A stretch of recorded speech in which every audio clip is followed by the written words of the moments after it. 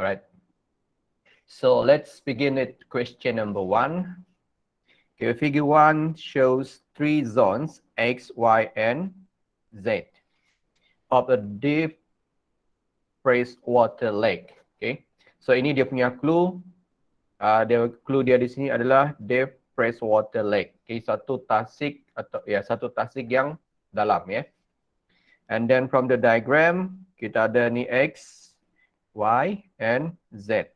Okay. Okay. Okay. Sebenarnya soalan kita, ya soalan yang kamu nampak ni, ini adalah soalan lama ya. So maybe some of your, what you call this, some of your information yang kita sudah belajar mungkin tidak berapa fix atau fit dengan ini soalan lah. So ini soalan yang lama ya. Dia punya clue adalah deep freshwater lake ya. So before we go to the question, apa yang kita nampak di sini ya? Kita ini adalah X. Kemudian ini adalah Y. Kemudian Z. Ya.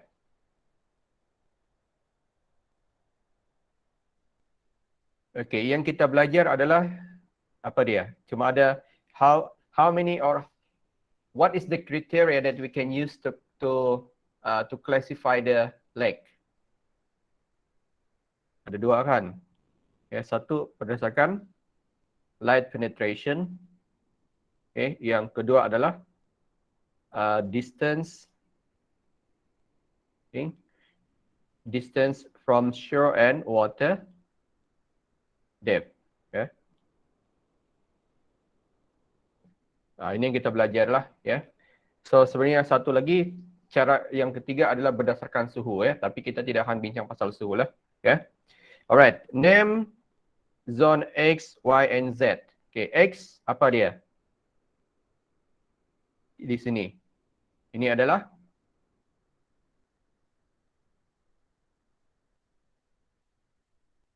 littoral zone ya. Okay, ada yang jawab littoral zone. Yes, good. So sini adalah littoral.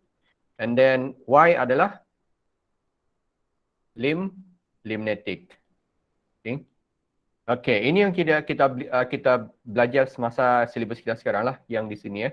Kalau dia sangat dalam ya, ada satu zone lagi yang kita panggil sebagai profundal ya. Profundal zone. Okay. Ini yang kalau dia adalah, dia punya clue tadi adalah yang ini ya. Ni. Kalau dia sangat dalam, ada zone yang lain kita panggil sebagai profundal zone ya. Adakah dalam silibus kita? Ada Han? Profundal adakah kita bincang? Ada? Kamu ada ingat kita bincang tu? Ada Okay. So littoral, limnetic dengan profundal ya. Tapi dia punya clue adalah mestilah dia sangat dalam baru ada profundal ya. Okay. State one example of primary consumer in zone Y. Okay. Zone Y itu adalah limnetic. Primary consumer. Ya. So what is the, sebelum kita pergi pada consumer dia, apa dia punya producer? Okay. Producer at limnetic zone.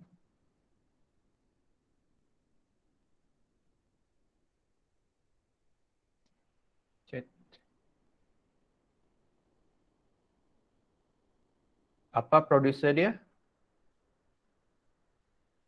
Phyto. Okay. Kita ada phyto. Kan? Phytoplankton. Ataupun kita boleh tulis algae. Ya. Tapi kalau kamu tulis phytoplankton or algae. Boleh. Ya. So what is the primary consumer? Who will feed on the phytoplankton? Dia dimakan oleh zooplankton. Yes, good. Kalau kamu tulis small fish, bolehkah? Can or not?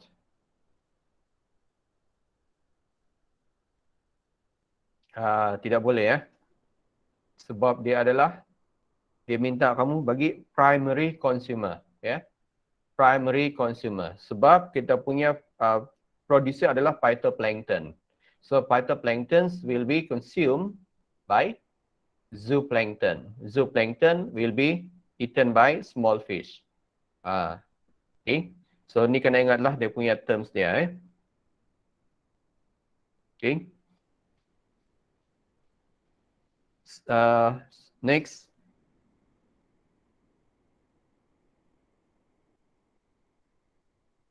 What happened to the photosynthesis rate in zone Y as it get deeper? Ya, zone Y bila dia semakin dalam ya. Saya padam sini dulu.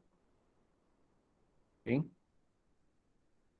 Semakin dia ke dalam. Apa jadi dengan dia punya rate of photosynthesis? Okay. Meningkatkah, increase, decrease, or at compensation point? Okay, decrease ya. So dia decrease, betul ya. Rate of photosynthesis will decrease. Okay. Di sini ya, kalau di sini adalah, sekejap. Kalau macam ni contohnya lah. Kalau sini adalah photic, dan di bawah tu, okay, photic and aphotic. So, di sini kita boleh anggap dia sebagai, sini adalah compensation point. Ya.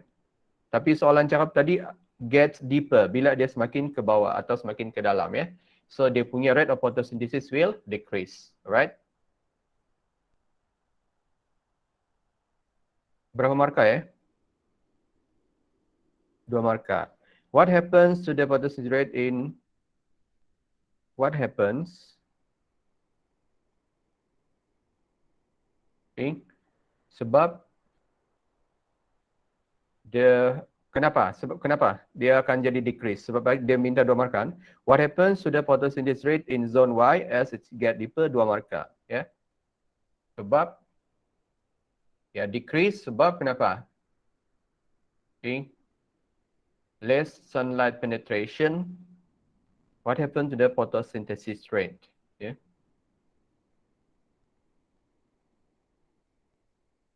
Okay, mungkin tapi skema jawapan dia lain sikit lah ya. No light penetration. Okay, saya setuju dengan no light penetration, tapi jawapannya kita berdasarkan photosynthesis. Photosynthesis rate berkurangan berbanding dengan compare to respiration rate, ya. Okay, kenapa photosynthesis rate berkurangan? Okay, so saya mungkin ya because of the less light, okay, less light penetration or less sunlight. Ya, boleh terima lah, ya. Okay, dapat ya.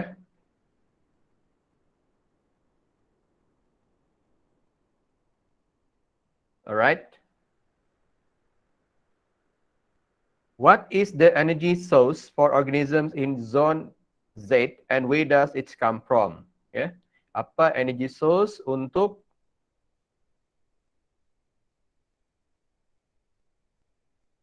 what is the energy source for zone Z? Okay, di sini. Where does it come from? Okay, kalau di sini energy source adalah daripada di sini, kalau sini aquatic plant. Sini adalah phyto. Okay, kalau di sini sumber dia adalah daripada nilahan yang jatuh-jatuh dari sini, yang mati di sini. Itu apa nama dia tu? Apa benda tu yang apa terms yang kita guna?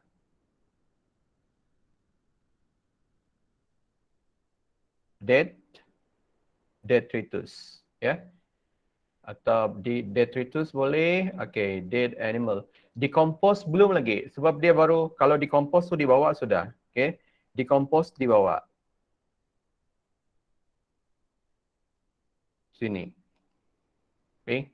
So detritus tu yang, detritus is the dead animal and plant. Okay. Phytoplankton, Z tadi adalah, okay, Z adalah profundal.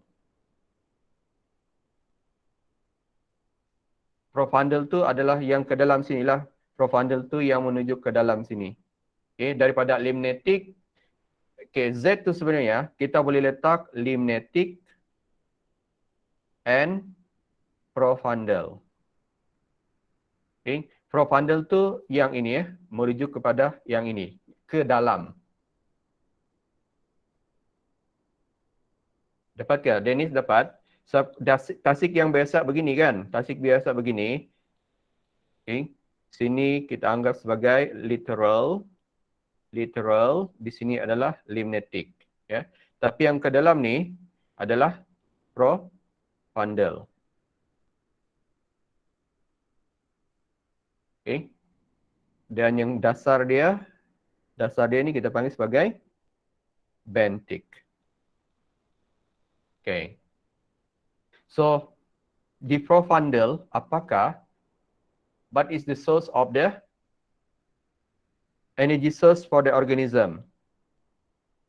So, dia punya jawapan adalah daripada inilah benda-benda yang mati dari atas. Ya, benda yang mati itu kita panggil detritus. Ya, dead animal and plant, or dead phytoplankton and zooplankton. Ya, yang drift. Okay, apa tu drift?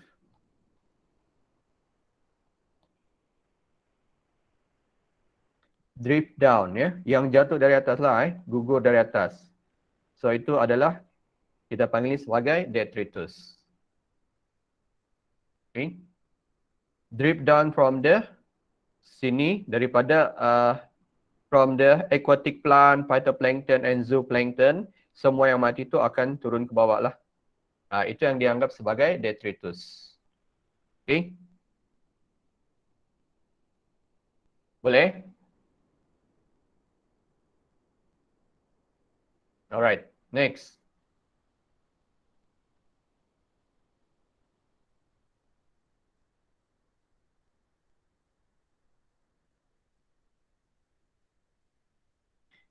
Zone Z does not exist in the shallow lakes. Why? Okay, kalau dia shallow yang cetek, tidak ada profundal. Kenapa? Macam kolam biasa, kolam kecil ya, ataupun yang tidak dalam. Tidak ada profundal, ya. Apa tu profundal? Okay. Contohnya beginilah sini. Kat sini profundal. Okay. Apa itu profundal? Juga kita boleh anggap dia sebagai, okay, kalau sini adalah apotic, di bawah ni adalah apotic. Okay. Kalau dia cetek, ada apotic atau tiada? Tiada. Okay. So, in shallow lakes, tidak ada profundal zone because the light atau sunlight, okay, sunlight can reach the, okay, sunlight can reach the bottom. Yeah. Sunlight reach the bottom of the lake. Okay. Boleh ya? Okay. Soalan nombor 2. Question number 2.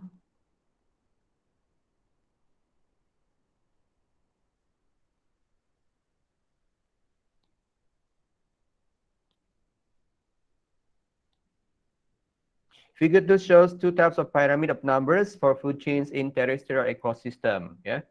Pyramid A, pyramid B. So ada dua pyramid of numbers. Okay. Yang A, Ini banyakkan sikit. So yang paling banyak adalah T kan? Ini yang paling besar ya. Kalau piramid B, J yang paling besar ya.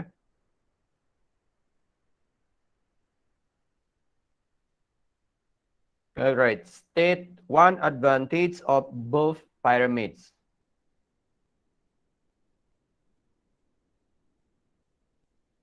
Ataupun maksudnya di sini adalah apakah advantage of pyramid of numbers? Apa kebaikan pyramid of numbers?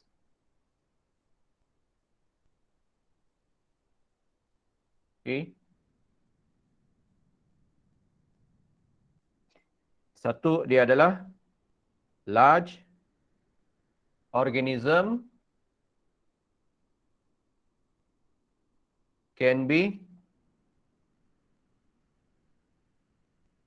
counted easily. Boleh dikira dengan can be counted easily. Okay. Yang kedua adalah pyramid of numbers ni senang untuk dibuat ya. Easy to construct. Okay. Boleh faham yang ini soalan dia?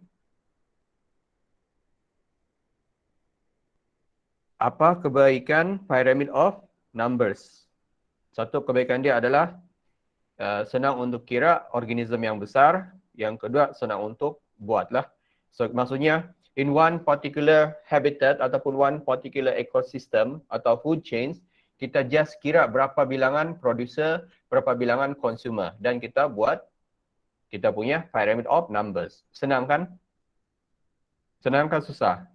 Contoh dalam bilik kamu, berapa pokok tumbuhan yang ada di bilik kamu? Ada yang ada tumbuhan? Tiada. Okay. Kosong. Tiada lah. Macam itulah kira dia. Contoh, okay, kalau kamu pergi Padang, berapa banyak rumput di Padang? Banyak. Banyaklah. Contoh kalau boleh kira, okay, dia akan begitulah. Banyak. Ya. Okay. Macam tu. Alright. Next question adalah okay. Okay. Write an example of food chains involving each of the following groups of organism. Ya. Satu STUV. STUV. Yang ini. Apa contoh Maksudnya di sini kita example of food chains untuk A dan untuk B. Okay.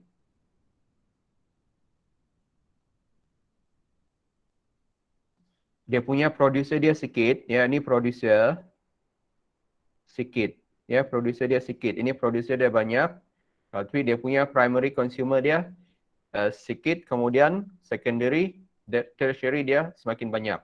Apakah jenis? Okay. Okay, clue dia adalah sini. Clue di sini adalah grazing. Sini adalah okay, parasitism ataupun parasitic. Okay. Untuk A, sini kita boleh letak contohnya di pokok lah tree, ya pokok. Okay. Kemudian apa lagi? Pokok. Kemudian apa yang banyak? Selepas pokok apa yang banyak? Semut, ya caterpillar. Boleh? Okay, insect boleh ya?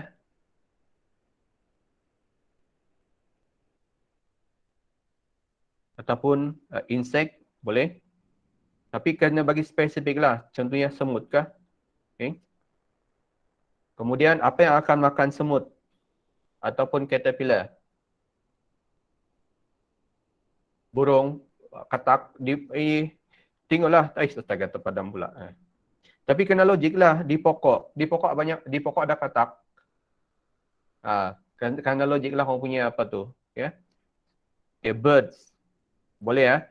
Tapi kalau kamu rasa logik,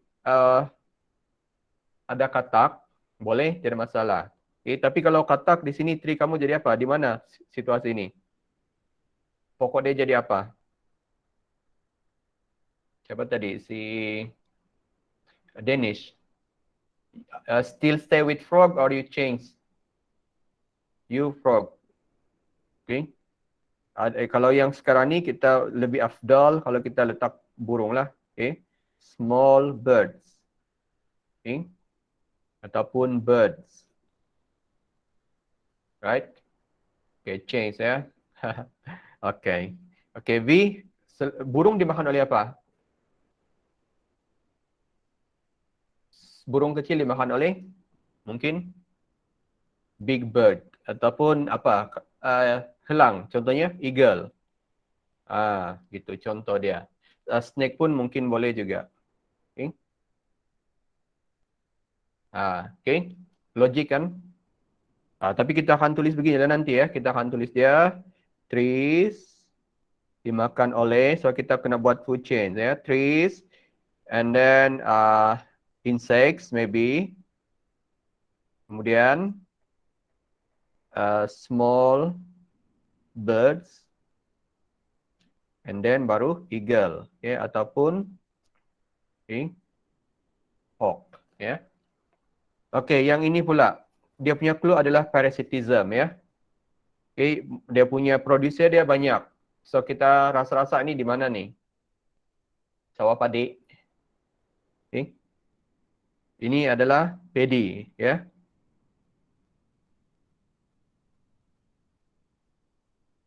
Kemudian padi dimakan oleh selalunya padi dimakan oleh tikus kan? Okay. Tikus. Okay, bilangan tikus lebih banyak bilangan pula. L is the number of L is larger than red. So what is L? Okay. Yang makan tikus ataupun yang dapatkan nutrien daripada tikus. Politikus. Kutuk ya, kutuk ya. Flea. Okay. Kalau bilangan okay, dia punya clue sini adalah parasitic atau parasitism. So dia mesti nampak macam parasite lah, ya. Maksudnya ada di badan tikus tu banyak kutu, ya. Kemudian di dalam kutu ada apa? Ada protozoa ataupun sebenarnya adalah bakteria, ya. Protozoa, parasitic bacteria atau parasitic protozoa. Okay. Gitu. Okay, so kita pun tulis padi plant dimakan oleh tikus. Tikus dimakan oleh flea atau kutu. Kutu dimakan oleh protozoa. Okay. Ataupun parasite.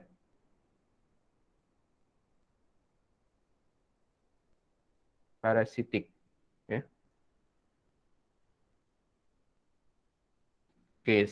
C. Give 3 disadvantages of using the above pyramids of numbers. Sekarang ni dia minta apa pula keburukan ya atau kekurangan menggunakan pyramid of numbers. Okay.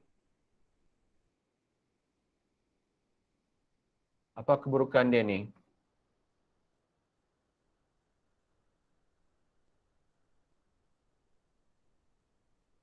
Satu kalau dia small, susah untuk kalau pyramid disadvantages of pyramid of numbers kalau dia kecil ya. Small. Boleh kira kah kalau kecil?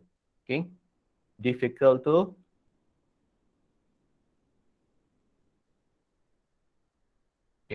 susah untuk kira kalau dia kecil. Kemudian yang kedua adalah dia punya shape mungkin may inverted. Okay. So dia bukan pyramid yang biasa. Okay. Lagi apa lagi? Yang ketiga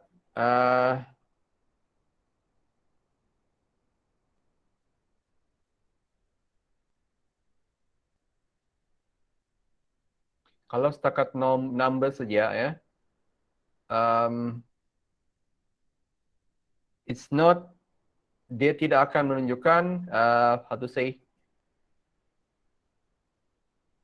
kalau cuma ada bilangan dia, dia tidak akan menunjukkan the what you call this the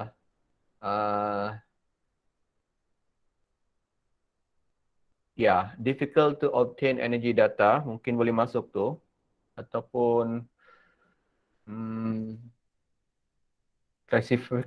classifying and grouping the organism. Macam mana tu? Okay. Problem tu classifying and grouping the organism. Okay. Ni macam mana mau explain ni?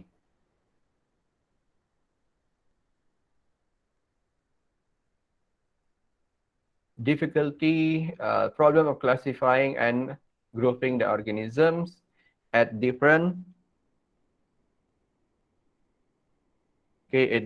trophic level.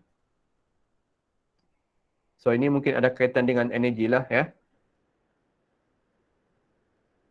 Ataupun dia punya difficulty to how to say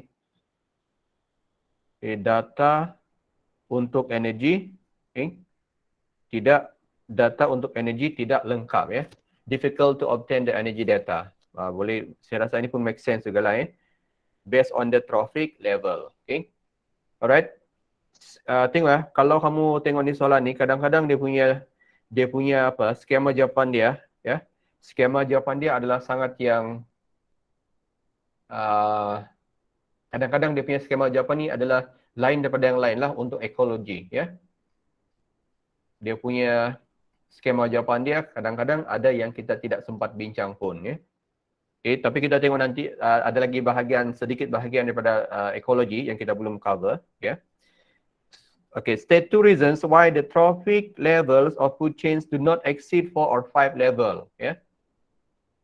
Kenapa tidak boleh sampai kenapa tidak boleh lebih daripada 4 atau 5? Okay. Macam mana sudah jawab tu?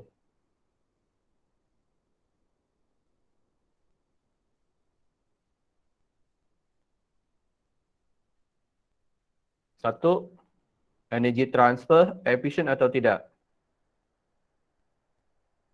Okay, less efficient. Okay. Energy transfer is less efficient. Kemudian banyak two reasons why trophic levels of food chains do not exceed 4 or 5. Less efficient, okay, at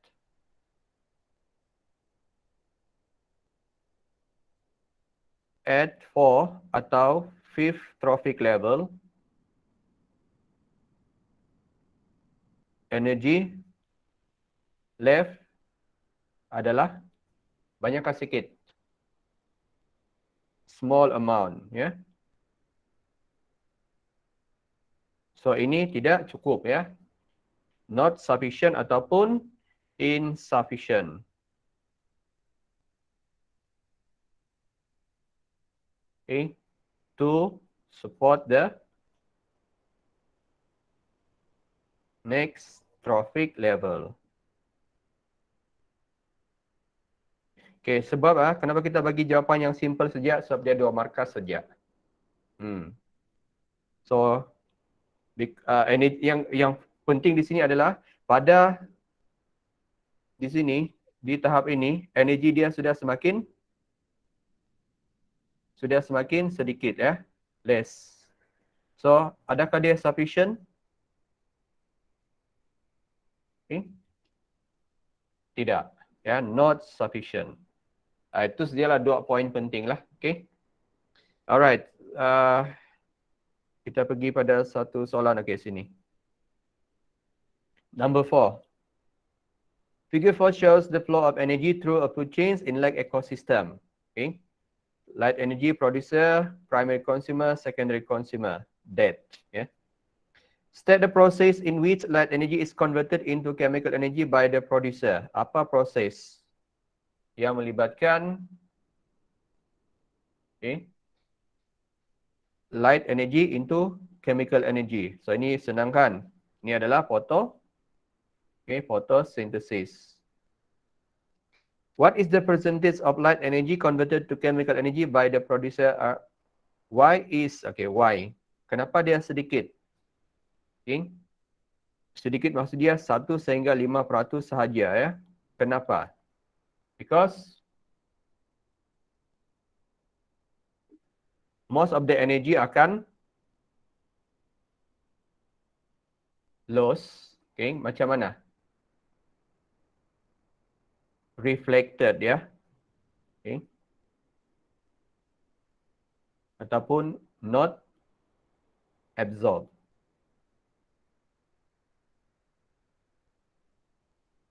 Okay. Kalau loss to the surrounding tu, maksudnya begini ya. Cahaya daripada matahari itu sebenarnya sampai ke bumi kan? Sampai ke bumi. Okay, sampai kepada tumbuhan. Tapi tidak semua yang dia akan serap. Kenapa? Sebab kebanyakannya akan di-reflect. Ya. Loss to the surrounding tu adalah di sini. Daripada producer kepada consumer baru paling banyak adalah loss ya, to the surrounding. Kalau untuk matahari kepada from sunlight to the producer, selalunya banyak tenaga tu akan di biru-biru sahaja tumbuhan serap ya, biru. Yes, betul. Blue dengan violet blue. Itu yang paling banyak diserap lah, tapi sebenarnya yang lain pun diserap juga ya. Okay. Maksudnya yang dia serap tu adalah the part of the visible light. Ya. Apa maksudnya visible light? Cahaya yang kita boleh nampak. Contoh cahaya yang boleh kita nampak adalah the color of the rainbow. Ya. Tetapi yang diserap oleh tumbuhan adalah cuma beberapa wavelength. Ya. Nanti kita akan belajar fotosintesis. Cahaya yang paling tidak digunakan oleh tumbuhan untuk fotosintesis adalah cahaya apa? Reflected by plants. Adalah cahaya yang kita nampak. Cahaya apa tu? Green, yes. Okay. Cahaya hijau yang dia akan buang ataupun reflect paling banyak. Yeah. Alright, seterusnya. Okay.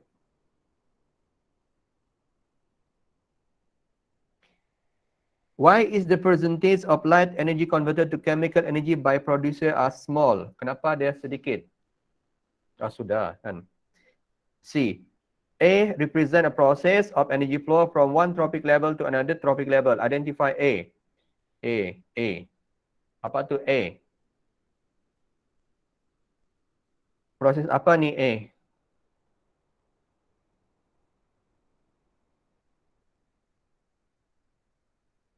Okay. A dicakap adalah proses. What is A? Producer A by primary consumer. So A adalah ingesting ataupun feeding ya, feeding ataupun ingestion. Okay, atau ingesting pun boleh ya. Okay. Give an example of the following trophic levels in above food chains. Okay, contoh. Okay. The example of food chains yang ada di sini. Okay. Di mana ni? Di lake ecosystem. Light energy kepada siapa? Okay. Kita mau mula di mana? Littoral kah limnatic?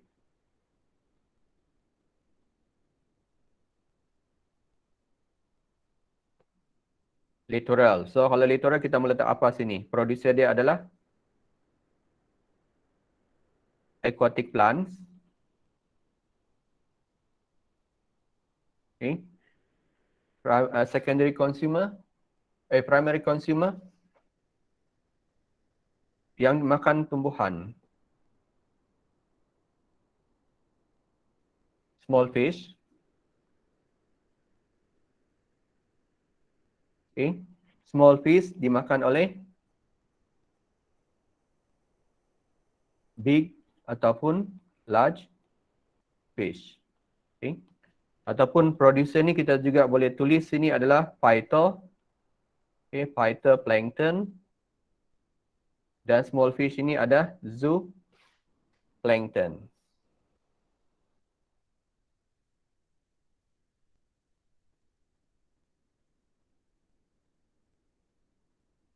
Okay. Gitu. Alright. Di sinilah kita masukkan satu-satu ya. Okay, last soalan. 5, 6. Okay, nombor 6.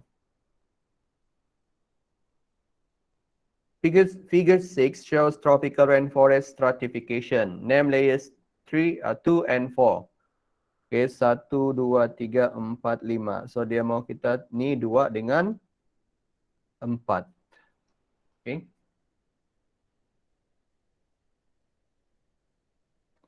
Ini apa tu? Ini forest floor. Okay, forest floor. Kemudian, kita ada, ini paling last emergent kan? Okay, kemudian, apa lagi? Canopy. Ya, canopy. Kemudian,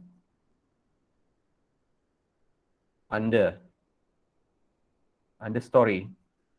Kemudian sini adalah shrub. Yes.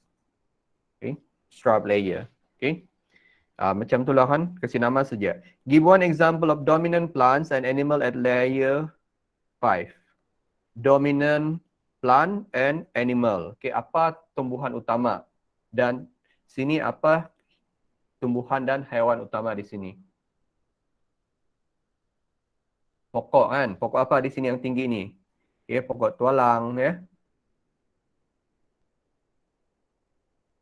Okay, pokok tualang, meranti cengal, jati ya. Jati boleh ya. Okay, dia punya animals dia. Eagles, yes, good. Okay. Apa lagi? Honeybee, lebah tualang ya. Boleh. Ada dalam jawapan ada tulis lebah tualang ya. Okay. Monkey, monkey ya kah? Monkey di tempat yang sangat tinggi kan? Tidak juga. Dia mungkin monyet tidak tempat yang tinggi sangatlah, kurang makanan dia.